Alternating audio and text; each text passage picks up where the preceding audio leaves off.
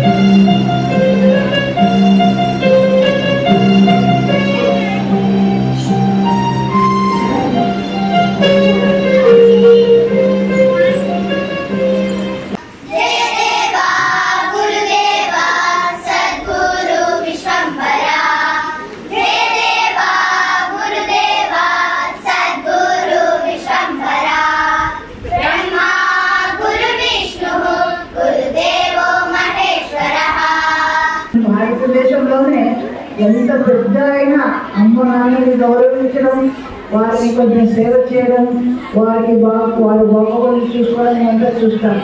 ఎందుకంటే ఇలా వారిలో కూడా సాక్షాత్ భగవంతుడు ఉన్నాడు అనే నమ్మకం అందరికీ ఉంది.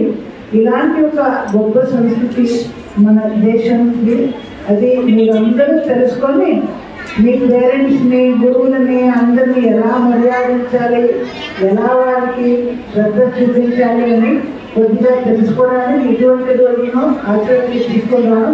చాలా మంచిది అనిపిస్తుంది.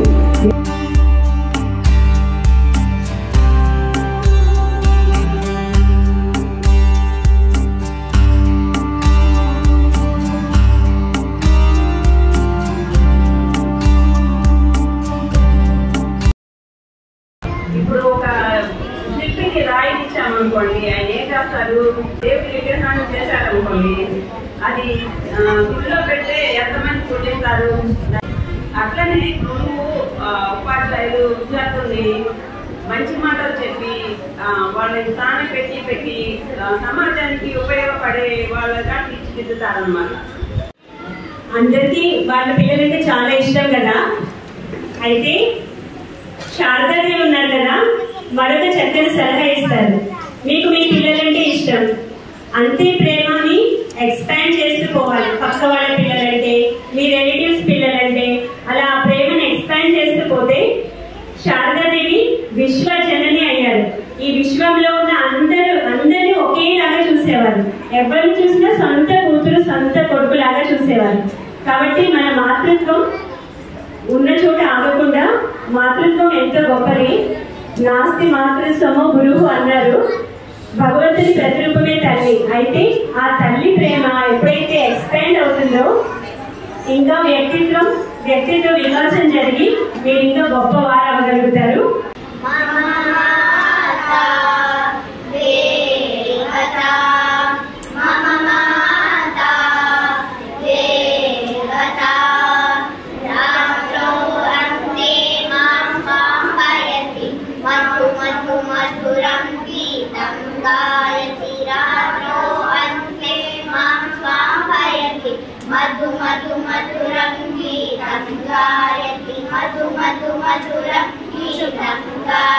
రోజు నేను అమ్మ గురించి చెప్పబోతున్నాను. అమ్మ అంటే అందరికి ఇష్టం కదా. నేను మా అమ్మని ప్రేమించట్లా. మీరందరూ మీ అమ్మని ప్రేమిస్తున్నారు కదా, అలానే మీరు మీ అమ్మని ఎప్పుడు బాధ పెట్టకూడదు. అందరినీ సంతోషంగా ఉంచాలి. అమ్మ నాకు ఇది కావాలి అది కావాలి అని ఇబ్బంది పెట్టకూడదు.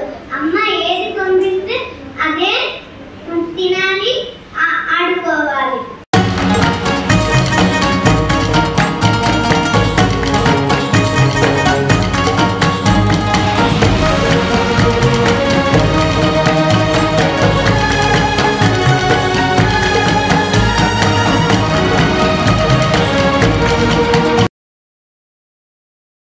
ఏదో పుస్తకాల్లో చదివింది అది మాత్రమే విద్య కాదు, సంస్కారం నేర్చుకుంటేనే అదే అసలైన విద్య అవుతుంది. అలాగే ఒక తల్లిగా వచ్చేసరికి మనం ఏదైతే ఆచరిస్తామో అదే పిల్లలు కూడా మనల్ని అనుసరిస్తారు. ఈ స్కూల్లో మా పాప చదువుకుంటున్నందుకు, ఇలాంటి మంచి విలువలతోటి తను ఎదుగుతున్నందుకు నిజంగా నాకు ఒక టీచర్గా, ఒక తల్లిగా చాలా ఆనందంగా ఉంది. నేను ఈ పాఠశాలలోనే చదువుకున్నాను 5th స్టాండర్డ్ వరకు. మళ్ళీ ఇక్కడే టీచర్గా జాయిన్ అయ్యాను. అందుకు రీజన్ ఏంటి అంటే వాల్యూ బేస్డ్ ఎడ్యుకేషన్ మనం ఎక్కడ ఇవ్వగలుగుతామో అక్కడే మనకి జాబ్ సాటిస్ఫాక్షన్ ఉంటుంది. మిగతా స్కూల్స్లో మార్క్స్ కోసం పరిగెత్తే రేస్లో పిల్లల్ని ఉంచడం నాకు ఇష్టం ఉండదు. సో ఎక్కడైతే పిల్లలకి విలువలతో కూడిన విద్యను అందించగలమో ఆ పాసిబిలిటీ ఉన్న స్కూల్లోనే నేను చేరాలి అనుకున్నాను. అండ్ మన స్కూల్కే నేను తిరిగి వచ్చాను. మన స్కూల్లో ప్రతి సాటర్డే యాక్టివిటీ జరుగుతుంది. ఆ యాక్టివిటీ డే అనేది కొన్ని స్కూల్ క్లాస్లో ఏదైనా మిస్ అయిన వాళ్ళు, లేదా చెప్పినప్పుడు అర్థం చేసుకోలేని వాళ్ళు ఇలా యాక్టివిటీ ద్వారా అయితే చాలా బాగా అర్థం చేసుకోగలుగుతారు. అది వేస్ట్ అని మాత్రం సెలవు పెట్టద్దు ఎవరు కూడా. పిల్లల్లో ఉన్న సృజనాత్మకతను బయటికి తీసుకురావడానికి కోసమే మేము ఈ యాక్టివిటీస్ని కండక్ట్ చేసేది. ఎవరికైతే స్టేజ్ ఫియర్ అనేది ఉంటుందో ముందు వాళ్ళని మేము పిలుస్తూ ఉంటామన్నమాట. డైరీలో ప్రతిరోజు మీరు ఎంత బిజీగా ఉన్నా కూడా డైరీలో ప్రతిరోజు ఏం చేస్తారంటే సైన్ చేయండి. వాళ్ళు హోంవర్క్స్ చేస్తున్నారా లేదా అని చూసి సైన్ చేయండి. ఇంకా టెస్టులు పెడుతుంటాం కదా, స్లిప్ టెస్టులు. మేము అలా పెడుతూ ఉన్నప్పుడు కూడా తప్పుడు మార్కులు వచ్చినా పర్లేదు, మీరు సైన్ చేసి పంపించిన అంటే మీరు చూశారు అనేది మాకు తెలియడం ఇంపార్టెంట్. కాబట్టి ఇక్కడ మా పాప భగవద్గీత శ్లోకాల్లో 2nd ప్రైజ్ తెచ్చుకుంది. మా ఫ్రెండ్స్ అందరూ కూడా శ్లోకాలు భగవద్గీత వస్తుందా మీ అమ్మాయికి, తనకి అంత అర్థం అవుతుందా అసలు అంటే అంత అర్థమయ్యేలాగా ఈ స్కూల్లో బోధన అనేది ఉంది మనకి. ఇక్కడ పొలిటిక్స్ సాంగ్స్ ఫాలో అవుతారు. తనకి అంతకుముందు తెలియదు అనమాట. ఇక్కడికి వచ్చాక ఇప్పుడు తను ఏ బోర్డు చూపించినా కూడా చదివేయగలదు. తను ఇప్పుడు 1st స్టాండర్డ్. మా రిలేటివ్స్ కానీ వాళ్ళందరూ కూడా అబ్బో 1st క్లాస్లో కూడా ఇవన్నీ చదవగలుగుతుంది మీ పాప అని చెప్పి చాలా అప్రిషియేట్ చేస్తారు తనని. అది స్టడీ సిస్టమ్ కూడా చాలా బాగుంది. యొక్క దృఢత్వం అన్నది దాని పునాది మీద ఆధారపడి ఉంటుంది. ఆ పునాది అన్నది బయటకి కనపడదు, కానీ ఆ పునాది మీద ఎంత మనం శ్రమ వెచ్చిస్తే భవిష్యత్తులో కట్టడం అంత బలంగా ఉంటుంది. అలాగే ఇప్పుడు బాల్యం అన్నది ప్రతి వాళ్ళకి కూడా పునాది లాంటిది. వీళ్ళకి ఇక్కడ మనం చేసే ఏదైనా కానీ మనకి ఇప్పుడు కౌంట్ అవుతుంది, పునాదిలాగా మనకి కనపడదు. కానీ భవిష్యత్తులో వీళ్ళు ఒక ప్రతిభావంతులుగా సొసైటీకి ఉపయోగపడే వ్యక్తులుగా మారడానికి మాత్రం పునాది ఇక్కడే ఏర్పడుతుంది. మన దేశంలో ముందు నుంచి చూస్తూ ఉంటాం మనం. ఎక్కడైతే మహాత్ములు ఉన్నారో వాళ్ళందరూ వెనుక కూడా తల్లి హస్తం అనేది ఉంటుంది. ఒక స్వామి వివేకానంద తీసుకున్న, నరేంద్రనాథ్ని భువనేశ్వరి దేవి వివేకానంద స్వామిగా తయారు చేసిన, లేదా ఒక గాంధీజీని పుత్రిబాయి తయారు చేసిన, ఒక శివాజీని జీజీబాయి తయారు చేసిన, అందరూ కూడా ఆ మాతృమూర్తి యొక్క కృషి, వాళ్ళ యొక్క సంకల్పం, మేము మా పిల్లల్ని ఉన్నతంగా తీర్చిదిద్దాలి అనే ఒక సంకల్పం ఉంటే అది చాలా గొప్పదన్నమాట.